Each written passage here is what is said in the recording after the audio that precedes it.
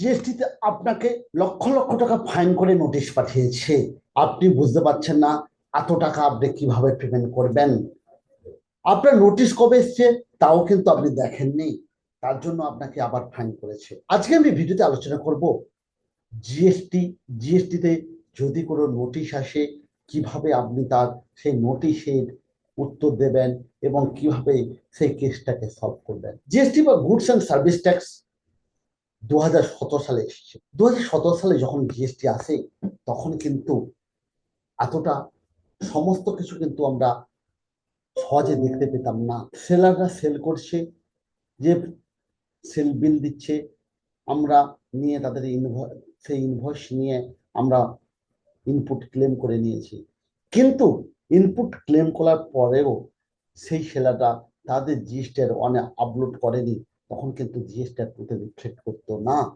বর্তমানে কিন্তু GST department সমস্ত যেগুলো মিসম্যাচ রয়েছে বা বেশি করে ইনপুট নিয়ে নেওয়া হয়েছে সেই সমস্তর উপরে নোটিশ কিন্তু ইস্যু করতে শুরু করে দিয়েছে। আজকে আমি ভিডিওতে আলোচনা করব আপনি কিভাবে নোটিশটা দেখবেন, নোটিশ দেখার পরে আপনি কি সিদ্ধান্ত নেবেন, সমস্ত কিছু কিন্তু আজকের আমি ভিডিওতে আলোচনা করব। তাহলে চলে যাক। আমি একটি জিএসটি সাইট একটি ক্লায়েন্টের লগ ইন করলাম। এই লগ ইন করার পরে জিএসটি সাইটে লগ ইন করলাম। লগ ইন করে আমি দেখে নেব আমাদের জিএসটি সাইটে কি নোটিশ এসেছে কিনা। চলুন দেখা যাক। সার্ভিসে আসলেন, সার্ভিসে আসার পরে আপনি ইউজার সার্ভিস ভিউ নোটিশ, এই ভিউ নোটিশ পরে দেখুন এখানে কিন্তু অনেক নোটিশ ইস্যু করেছে। এই নোটিশগুলো আপনাকে কিন্তু দেখে নিতে হবে। এখানে দেখা যাচ্ছে নট ফাইলিং অফ রিটার্ন, আপনি রিটার্ন না যদি ফাইলিং করেন তার জন্য আপনাকে নোটিশ করে দিয়েছে। আপনাকে নোটিশ কোনো হার্ড কপি আপনাকে ইস্যু করেনি, আপনাকে কিন্তু দেখে নিতে হবে এই অ্যাডিশনাল নোটিশে এসে। দেখুন অ্যাডিশনাল নোটিশে এসে দেখে দিলাম কি স্কুডি অফ রিটার্ন, রিটার্নটাকে স্কুল দিতে পড়েছে। নোটিশটাকে ইস্যু করেছে কবে না 2 তারিখে নোটিশটা ইস্যু করেছে। আমরা একটু দেখে নেই নোটিশটা কি রয়েছে। এখানে নোটিশ একটা ইস্যু করেছে, নোটিশটাকে ডাউনলোড করে নেবো, দিয়ে নোটিশটার উপরে আমরা যদি নজর দিয়ে দেখতে পাবো একটা নোটিশ ইস্যু করেছে, বলছে সেকশন আন্ডার সেকশন, বলছে নোটিশ ইস্যু, এই সেকশনে এই নোটিশটাকে ইস্যু করেছে। Date of reply to be submitted 2/9 তারিখের মধ্যে রিপ্লাই দিতে হবে। আপনাকে যদি কোনো নোটিশ আসে আপনি সেই নোটিশটার এগেনস্টে অতি অবশ্যই রিপ্লাই দিতে ভুল করবেন না। আরেকবার নোটিশের এর সঙ্গে অ্যানেক্সচার 1 অ্যানেক্সচার 2 কি দিয়েছে দেখে নিন। অ্যানেক্সচার 1-এ দিয়েছে কি না, ওনাকে টোটাল 2,64,000 টাকা করে ডিমান্ড করেছে। কারণ কি না, tax short paid on outward suppliers, যে টাকা রিটার্নে দেখানো হয়েছে সেখানে কিন্তু এই টাকাটা শর্ট পেমেন্ট হয়েছে, মানে এই টাকাটা পেমেন্ট করা হয়নি, অর্থাৎ জিএসটিআর 1-এ রিটার্ন সাবমিট করেছে এবং সেটা 3B-তে সেই রিটার্নটাকে দেখায়নি, তার জন্য এই জায়গাটা এসছে। এবার আপনি কি করবেন, এখানে কিন্তু পরিষ্কার নোটিশটা দেখে নেবেন। এখানে নোটিশে পরিষ্কার দিয়েছে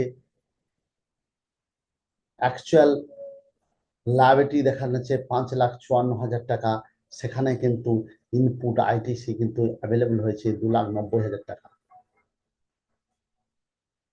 এই টাকাটি উনি বেশি করে নিয়ে ফেলেছিলেন, তাহলে ওনাকে 2,64,726 ইন্টু 2 অর্থাৎ সিজিএসটি এবং এসজিএসটি এই টাকা ওনাকে পেমেন্ট করতে হবে।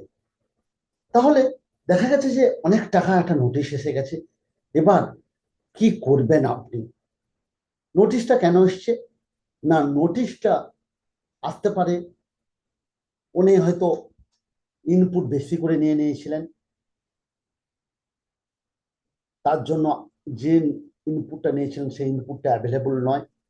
নোটিশটা আসতে পারে উনি যার যার কাছ থেকে পারচেস করেছিলেন সে জিএসটিআর 1-এ রিটার্ন সাবমিট করিয়েছে, অথচ জিএসটিআর 3-তে উনি রিটার্ন সাবমিট করেননি, তার ফলে নোটিশ আসতে পারে। আপনি আপনার কাছে জিএসটি 2-তে পেয়ে গেছেন মানে আপনার কাছে কিন্তু সমস্ত দায়ভার আপনার থেকে এড়িয়ে যেতে পারবেন না, যতক্ষণ না জিএসটিআর এ ইনপুট পায় এবং 3B রিটার্ন সাবমিট করে ততক্ষণ পর্যন্ত আপনি যে বিলটা নিয়েছেন সেই বিলটা ফলস বিল হিসাবে ট্রিট করা হবে, তাহলে আপনাকে কিন্তু সেই টাকা পেমেন্ট করতে হবে। এই টাকাটা যদি আপনি পেমেন্ট করতে না চান তাহলে আপনি কি করবেন না, এখানে রিপ্লাই, এই রিপ্লাই এখানে কিন্তু অ্যাড রিপ্লাই করবেন। অ্যাড রিপ্লাই কি রিপ্লাই দিচ্ছেন না, কেন আপনি হচ্ছে জিএসটি আর এইটা দেবেন না। আমরা দেখেছি ইনার হচ্ছে যে টাকাটা নিয়ে নেওয়া হয়েছিল ভুল করে সেই টাকাটা জিএসটি আর 9-এ কিন্তু আমরা আপলোড করে দিয়েছি। ওনার হচ্ছে 48,38,35,600 টাকার উপরে 12% ছিল, 12% করে আমরা 2,90,000 টাকা নিয়ে নিয়েছিলাম ভুল করে।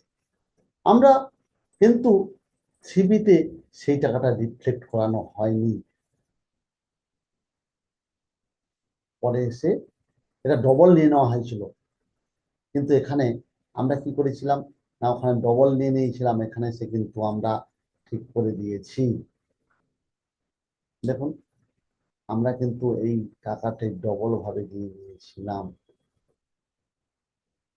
ওনাকে কি করতে হবে, এখানে এসে নোটিশ করতে হবে, এখানে লিখতে হবে যে কেন আপনি টাকাটা পেমেন্ট করছেন না, তার কারণটা কিন্তু এখানে নেবেন এবং কোন পিরিয়ডে এটা হয়েছে সেটা দিয়ে এখানে কিন্তু এই এই ফোল্ডারটাকে আপলোড করে দেবেন। যে জিএসটি 9-এ যেটা দেখানো হয়েছে সেটা কিন্তু সাবমিট করে দিলে কিন্তু এখানে আসছে। আপনার কাছে যে কোনো নোটিশ আসুক না কেন সেই নোটিশে কিন্তু আপনাকে তার রিপ্লাই দিতে বাধ্যতামূলক, আপনাকে রিপ্লাই কিন্তু দিতেই হবে। আপনি রিপ্লাই না দিলে তাহলে কিন্তু আপনার উপরে ডিমান্ড নোটিশ চলে আসতে পারে।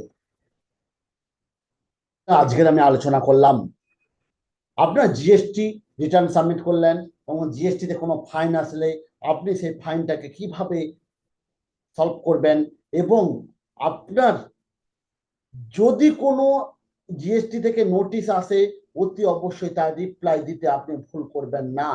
রিপ্লাই না যদি দিয়ে থাকেন তাহলে কিন্তু আপনার ডিমান্ড নোটিশ আরো বাড়তে থাকতে পারে।